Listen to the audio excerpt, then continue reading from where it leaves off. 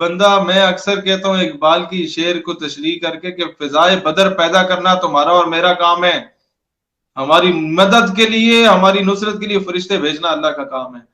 जब बंदा बंदे का पुत्र हो ना और बंदा हो नजरियाती, तो वहां उसे वोट भी देती है और नोट भी देती है। कायदे आजम के पास कितना पैसा था? एक पूरे बड़े सगीर में इलेक्शन लड़ने का पैसा था कायदे आजम के पास। माओ बहनों बेटियों ने अपने जेवर बेचे थे। क्या लियाकत अली खान इतने बड़े नवाब थे कि पूरी मुस्लिम लीग को सपोर्ट कर सकते? नहीं यार, वो एक छोटी मोटी रियासत के नवाब होंगे, वो पूरे बड़े सगीर में कैसे कैंपेन चलाएं? ये कौम फैसले करती है। कौम को आपका काम है झंझोड़ना। मैं आपको अपनी मिसाल देता हूं, ठीक है, मेरे बाप दादा अगर दो चार पैसे, दादा सेल्फ मेड आदमी थे, वालिद साहब भी खेतों में हल चला चला के फौज में पहुंचे, अपनी मेहनत से उन्होंने सारा किया। लेकिन मसला यह है कि मुझे मेरे वालिद साहब ने कभी नहीं कहा पुत्र ये लो सरकारी गाड़ी और जाके जलसों पे खिताब करो, ऐशी करो। नहीं, मेरे अब्बा जी मुझे वही दिन के 40 रुपए देते थे, 20 रुपए का बंद समोसा खाओगे, 20 रुपए की कोल्ड ड्रिंक पियोगे। ये एफजी सर सैयद कॉलेज माल रोड रावलपिंडी के लोग अभी भी गवाह होंगे, मेरे स्टूडेंट, वो मेरे जो 2 क्लास फेलोज थे। मैं वो खुद गया हूं, मैं खुद पढ़ा हूं। 20 रुपए जो है वो मैं बचाता था, या बंद समोसा खाता था या कोल्ड ड्रिंक पीता था। और हफ्ते में 5 वर्किंग डेज में मेरे टोटल मिला के 20 × 5 100 रुपए बच जाते थे। मेरे क्लास फेलोज भी ये काम करते थे। हमने उससे क्या करना, हफ्ते डेढ़ के बाद कोई महफिल नात करा देना, हफ्ते डेढ़ बाद कश्मीर की आजादी की रैली निकाल लेना। एक दौर वो भी देखा मैंने, आज से 8 साल पहले, ये ज्यादा पुरानी बात नहीं, 2012-13 की बातें बता रहा हूं, जब मैं कॉलेज लाइफ होती थी, फर्स्ट ईयर सेकंड ईयर में होता था।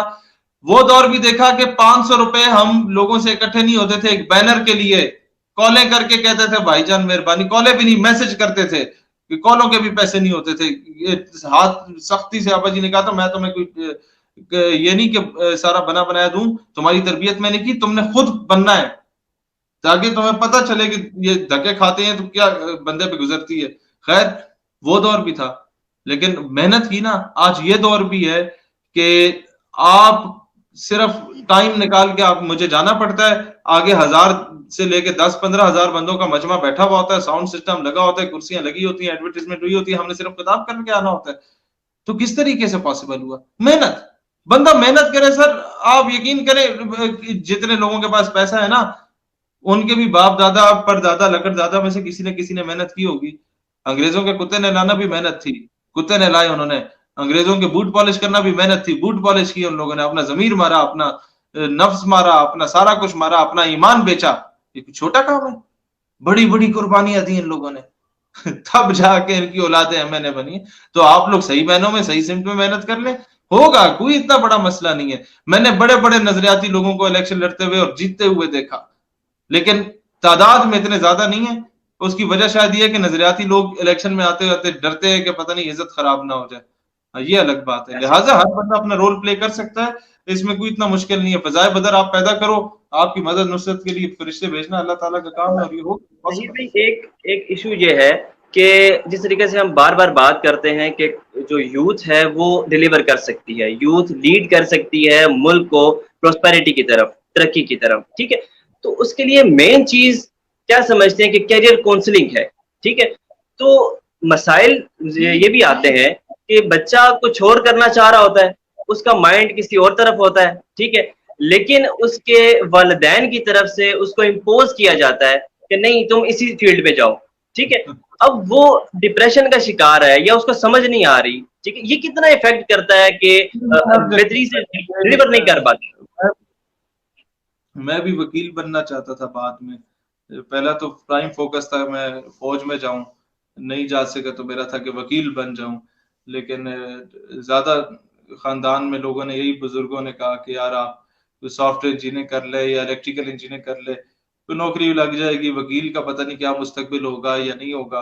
खैर, इस तरह की बातें थी। वकील बनता तो शायद मेरे लिए सियासत के लिए राह मजीद हमवार हो जाती। लेकिन बिल्कुल ऐसे हर ही। चीज में भलाई भी होती है। मैं समझता हूँ अगर मैं वकालत करता तो वहां सारी डिबेटर्स होते, तो मेरे लिए कंपटीशन ज्यादा होता। जिस जगह पे मैंने पढ़ा वहां सिर्फ एक मैं ही लीडर होता था, तो मेरे पास कॉन्फिडेंस लेवल ज्यादा हो गया, और उसने मुझे आज बड़ा हेल्प आउट किया। लिहाजा अल्लाह की भलाई होती। लेकिन जहां तक बात यह है कि ये हमारे माशरे में है, बेचारे हमारे यहाँ पर जो वालिदैन हैं उनका कसूर नहीं है, वो अपने औलाद के लिए बेहतर ही चाहते हैं।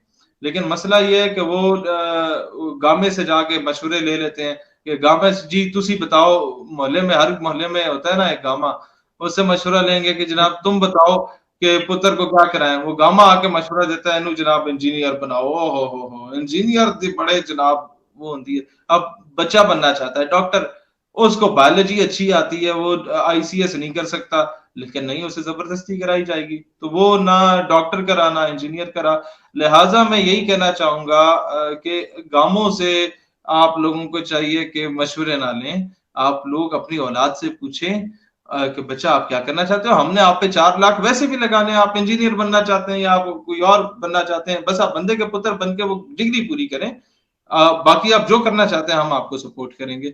इस तरीके से वालिदैन से मेरी दरख्वास्त है कि औलाद की लाजमी नहीं है कि हर बच्चा आके आर्मी ऑफिसर बने, लाजमी नहीं है हर बच्चा वकील बने, क्या पता वो एक अच्छा एंकर पर्सन बन सकता है, क्या पता वो एक अच्छा जर्नलिस्ट बन सकता है, वो उस फील्ड में अपनी कौम की खिदमत कर सकता है, क्या पता वो एक अच्छा क्या कहते हैं साइंसदान बन सकता है।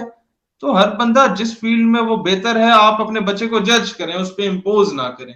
तो इसमें मैं समझता हूँ गवर्नमेंट का इतना वो नहीं है, इसमें हर घर की अपनी कहानी होती है, और ये इट विल टेक टाइम कि हम दोबारा कौम बने, हमें वो शऊर आए, तो वो टाइम लगेगा इन चीजों में। लेकिन इशू इफेक्ट करता है ये, उसकी उसकी जो कैरियर काउंसलिंग है ना, ये इफेक्ट करती है कि वो आगे उसने कहाँ जाना है। अच्छा शेख साहब, एक सवाल मैं ये करूं कि बच्चा कॉलेज जाता है, ठीक है, या यूनिवर्सिटी जाता है, न्यू उसने ज्वाइन किया, तो किसी एक स्टूडेंट यूनियन में, ऑर्गेनाइजेशन में वो हिस्सा लेता है, या उनमें कुछ कोई एक्टिविटीज हो रही हैं, या उनका वो पार्ट बन जाता है, तो क्या समझते हैं कि ऑर्गेनाइजेशंस का कितना रोल है यूथ को पावर अप करने में? मैं समझता हूँ सारा रोल ही ऑर्गेनाइजेशंस का है। ये जो तलबा तंजीमें होती हैं जिसका एक इमेज ये डाला गया है कि जनाब लड़ाई है झगड़े हैं, वो लड़ाई झगड़े वैसे भी होते हैं, लाजमी नहीं है कि तलबा तंजीम आके आपको बदमाश बने, जो इसने बदमाशी करनी है उसने करनी है, वो तलबा तंजीम में जाके भी करेगा, उसके बगैर भी करेगा। बात यह है कि तलबा तंजीमात, स्टूडेंट ऑर्गेनाइजेशंस या स्टूडेंट यूनियंस नर्सरीज होती हैं तलबा की तरबियत की। अगर ये पाबंदी हट जाती है तलबा तंजीमों से, स्टूडेंट्स के आपस में यूनिवर्सिटी और कॉलेजेस में इलेक्शंस होते हैं, 12-14 स्टूडेंट्स मुख्तलिफ क्लासों के मुख्तलिफ, कोई सॉफ्टवेयर की फील्ड का, इलेक्ट्रिकल की फील्ड का मदे मुकाबिल होते हैं, वो तकरीरें करते हैं, वो अपने कॉलेज यूनिवर्सिटी के पढ़े लिखे बच्चों को कन्विंस करते हैं कि व्हाई शुड यू वोट मी, मैंने क्यों वोट देना चाहिए, मैं जीत गया तो मैं ए कम करांगा। वो ये नहीं कहेगा मैं जीत गया तो खंबे लाऊंगा, वो बताएगा जनाब मैं तालीम के लिए ये करूंगा, मैं आपकी फलाह बहबूद के लिए ये करूंगा, मैं स्टूडेंट राइट्स के लिए ये करूंगा। जब वो कॉलेज यूनिवर्सिटी में ये सारी चीजें सीखते हैं तो आप माशरे को हर तालीमी इदारे से 12-14 लीडरशिप देते हैं, लीडर्स देते हैं, सेल्फ मेड लीडर देते हैं, जो किसी किसान का बेटा होता है, जो किसी मजदूर का बेटा होता है, जो किसी आम आदमी का बेटा होता है, जो लाजमी नहीं है कि किसी एमएनए एमपीए का बेटा हो। तो वो जो सेल्फ मेड लीडर होते हैं ना, उसे पता होता है मजदूर का दुख क्या है, उसे पता होता है किसान का दर्द क्या है। है कि कहा जाता है कि इससे आपकी पढ़ाई जो है वो इफेक्ट होती है, और मतलब हमारे बड़ों का ही प्रेशर है ना। अब देखें 90% बच्चों को देखा 3.78 जीपीए लेके 2-2 साल हो गए सीवियां लेके धक्के खा रहे हैं, कहीं नौकरी नहीं मिल रही, और तलबा तंजीमों के 2.2 2.3 जीपीए लेने वालों को देखा जनाब सीईओ बन के बैठे हुए हैं। क्यों? सोशल सर्कल अच्छा था, जिस टाइम पे ये सोशल सर्कल बना रहे थे, जिस टाइम पे ये अपने लोहा मनवा रहे थे, दूसरे किताबी कीड़े बने। ठीक है किताबी कीड़े बने, आपके जीपी अच्छा होना चाहिए, स्टूडेंट लीडर्स का भी, लेकिन जब तलबा तंजीमें आजाद थी तो बहाल थी। रावलपिंडी मेडिकल कॉलेज के टॉपर हुआ करते थे डॉक्टर जफर इकबाल नूरी, आज अमेरिका के बहुत बड़े वहां पर खिदमत सर अंजाम दे रहे हैं ह्यूमैनिटी के लिए। वहां पर जाके वो उस दौर में अंजुमन तलबा इस्लाम के मरकजी सदर थे, और अंजुमन तलबा इस्लाम ने पूरे पंजाब में तलबा तंजीमों को शिकस्त दे दी थी। लेट 1980s की मैं बात कर रहा हूं। तो वो जो टॉपर होता था वो तंजीम का सदर होता था। ऐसा मैकेनिज्म बना देना कि जो बच्चा फेल हो रहा है उसे हम तंजीम में नहीं लाएंगे, ऐसा मैकेनिज्म बना लें कि तलबा तंजीमात के इलेक्शन में जिस बच्चे पे एफआईआर कटी हुई है वो इलेक्शन कंटेस्ट नहीं कर सकता। ऐसा मैकेनिज्म बताते कि जिस बच्चे पे किसी किस्म का डिसिप्लिन केस बना हुआ है, किसी औरत को छेड़ने का, टीचर से बदतमीजी करने का, वो इलेक्शन नहीं लड़ सकता, बात ही खत्म। तो सारे बंदे के पुत्र बन जाएंगे सारे। और दूसरी बात, मैं आपको एक बात बताऊं, वोट आपको किसने देना होता है? स्टूडेंट्स ने। स्टूडेंट्स हर यूनिवर्सिटी में होते हैं 10,000 से 30,000 के दरमियान। तो स्टूडेंट्स, क्या एक स्टूडेंट, पढ़ा लिखा स्टूडेंट, क्या आप चाहेंगे कि एक बंदे ने चेनें पहनी हुई हो, औरतों को वो घूर रहा हो, आपके खानदान की खवातीन उस यूनिवर्सिटी में पढ़ी हो, वो उनकी तरफ घुरी मार रहा हो और वो इलेक्शन में खड़ा हो, आप उसे वोट देंगे? नहीं देंगे। तो उस बदमाश को भी अच्छा बनना पड़ता है वोट लेने के लिए, क्योंकि आप यूनिवर्सिटी में अपनी फीस खुद दे रहे हैं, उस बंदे से लेके नहीं दे रहे। आप यूनिवर्सिटी में अपना खाना पीना खुद खाते हैं, उससे नहीं खाते। लिहाजा यूनिवर्सिटी में वही इलेक्शन जीतेगा जिसका इखलाक, जिसका किरदार, जिसकी सोच, जिसकी फिक्र बाकियों की निस्बत अच्छी होगी, बच्चे उसी को पसंद करेंगे। ये कोई पिंड देहात की सियासत है नहीं कि जनाब मेरा नलका लगाओगे तो मैं वोट दूंगा।